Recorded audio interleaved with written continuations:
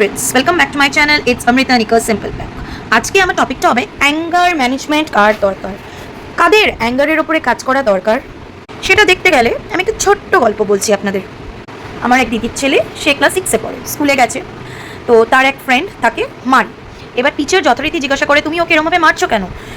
তো আমার দিদির ছেলে মাঝে মধ্যে নিজেকে ডিফেন্স করার জন্য সেও 2-4টে দিয়ে দেয়। তো যাই হোক, সে ডিফেন্স করার জন্য কিন্তু কিন্তু ওই ফ্রেন্ডটা ওকে কন্টিনিউয়াসলি মেরে যায়। যখন টিচার ওকে জিজ্ঞাসা করে, তুমি ওকে এরমভাবে মারছো কেন? কেন, আমার মাও তো আমাকে এইভাবেই মারে। আমি যখন দুষ্টামি করি আমার মা আমাকে এইভাবেই মারে। টিচার কিছুক্ষণ থেমে গিয়ে টিচার পেরেন্টস কল করে ডাকে এবং পরিষ্কার বলে, মায়ের শিক্ষা আগে হলে শিশু শেখে মায়ের কোলে। বাচ্চারা যে কোনো কিছু বাড়ি থেকেই শেখে। বাড়ির এনভায়রনমেন্টের ওপরে ডিপেন্ড করে বাচ্চাটা কেমন হবে, তাই তো? সে আমার সন্তান বলে আমি যখন তখন তাকে গায়ে হাত তুললাম, যখন তখন তাকে মারলাম, সেটা করলে কিন্তু হবে না। আলটিমেটলি সে কিন্তু একটা হিউম্যান বিং। তাকে আমি পৃথিবীতে এনেছি আমার স্বার্থে। সুতরাং আমি তাকে যখন তখন গায়ে হাত তুলতে পারবো না। শাসন মানেই হচ্ছে মার নয়, মার কোনো একটা শাসনের শাসন হতে পারে না। এটা একটা ভায়োলেশন অফ অ্যাক্ট। কিন্তু আমরা এই বাচ্চাদের মারা ব্যাপারটা টোটালি ব্যান্ড। বিদেশে বাচ্চাদের মারা কিন্তু যাবে না, তার সেক্ষেত্রে ওদের কিন্তু ভীষণ রকমভাবে পানিশমেন্ট হয়।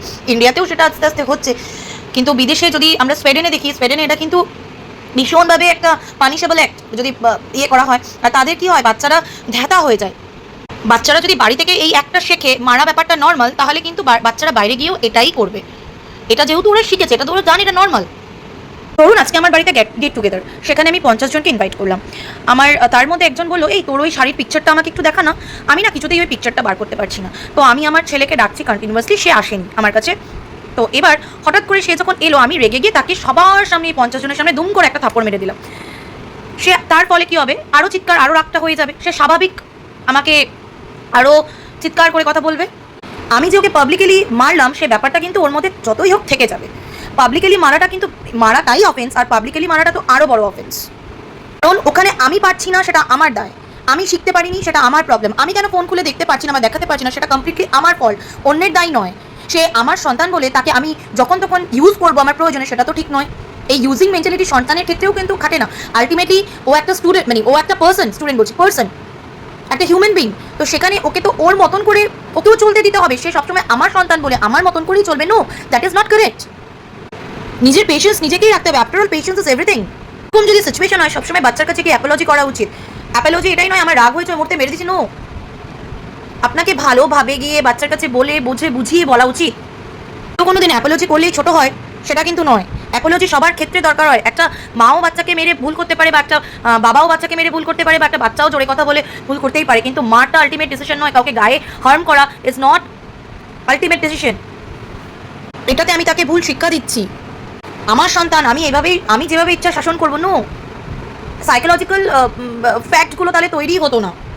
সাইকোলজিস্টরা বারে বারে বলছে বাচ্চাকে মেরে ধরে শাসন করে বড় করবেন না, বাচ্চাকে পজিটিভ রিগার্ড দিয়ে বড় করুন। আর সেখানে পাবলিকলি কোনো কিছু তো আশাই করা যায় না।